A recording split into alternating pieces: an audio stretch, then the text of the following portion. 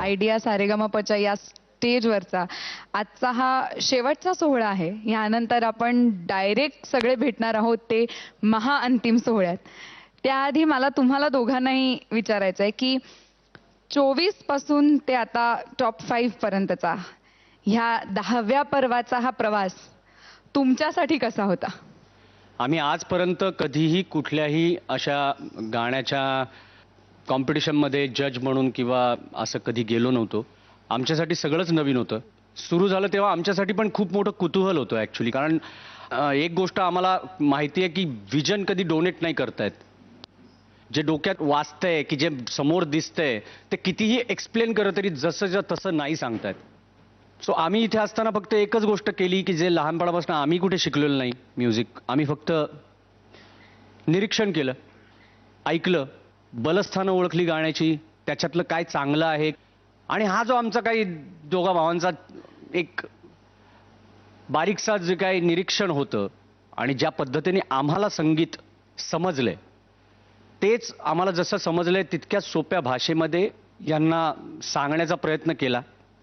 आज इतके वर्ष आपण बघतोय खूप रियालिटी शोज होतात, पण एक सल असते मनात, त्याच्यामधून एक काही प्रयोग करण्याचा आमचा मानस होता. आणि तो चॅनलनी पण इतक्या अप्रतिमरित्या आमच्या पाठीशी उभे राहिले.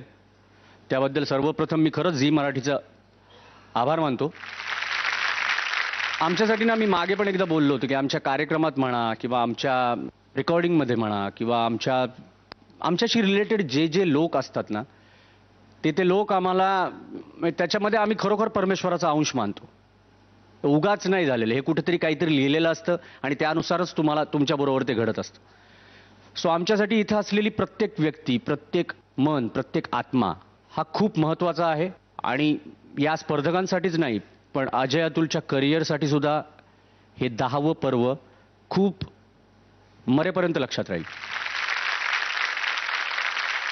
एवढे सगळे टप्पे पूर्ण करत आज ही सगळी मंडळी, जे 5 लोक जे इकडे आलेत, यात नो डाऊट मी काही लोकांना खरंच मिस करतोय. पण जर एकाचं घेतलं तर दुसऱ्याला अन्याय होईल, त्यामुळे मी तशी काही नावं प्रत्येकाची घेणार नाही. पण ह्या सगळ्या 24 लोकांना आणि तो जो कोणी महागायक होईल त्या प्रत्येकाला आपापल्या आयुष्यामध्ये काही ना काहीतरी नवीन सगळं मिळत जाणार आहे, नवीन अनुभव येत राहणार आहेत. प्रत्येक जणांनी गात राहण्याची त्यांची इच्छा आपल्याकडे सगळ्यांना इथे बोलून दाखवली. या गोष्टीचा फार आनंद वाटला. जेव्हा ऑडिशन घेतलं त्यावेळेला एक गोष्ट अशी होती की लक्षात आलं की नाही, हा पण चांगला आहे, ह्याच्यात पण काहीतरी चांगलं आहे, ह्याच्यात पण काहीतरी चांगलं आहे. प्रत्येकात काही ना काहीतरी चांगलं होतं म्हणून ते सगळे सिलेक्ट झाले होते. फक्त शोध ह्या गोष्टीचा सुरू झाला की परिपूर्ण कोण आहे.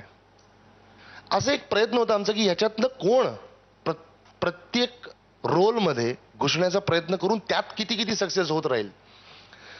आमचं काही असं कधी आयुष्यात ठरलं नव्हतं की आपण काहीतरी असं या अशा मूल्यमापनासाठी आपण कधी सिद्ध असू नसू, आम्हाला माहीत नव्हतं. पण आमच्यासाठी संधी उपलब्ध करून दिली.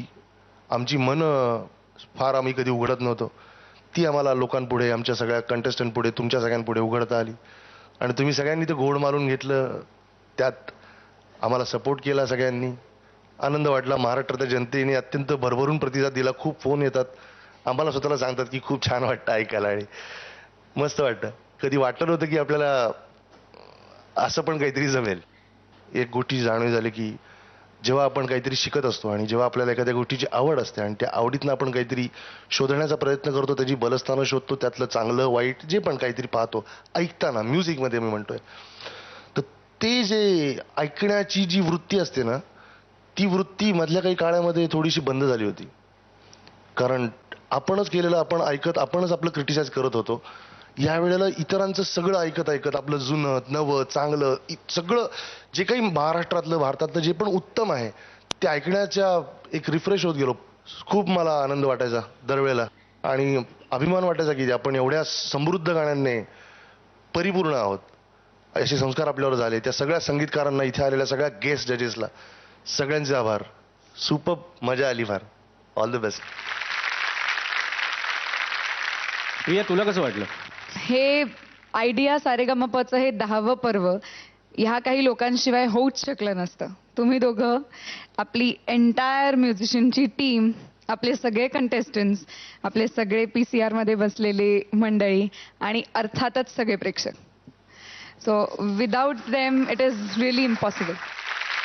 आणि 9 पर्व सक्सेसफुली केल्यानंतर 10वं पर्व पुन्हा एकदा आणायचं आणि ते सक्सेसफुली करून दाखवायचं, यासाठी झी मराठीचं खूप कौतुक आणि खूप अभिमान वाटतो या चॅनलचा, की इतकं शिवधनुष्य प्रत्येक वेळेला ते पेलतात आणि सक्सेसफुली पेलतात.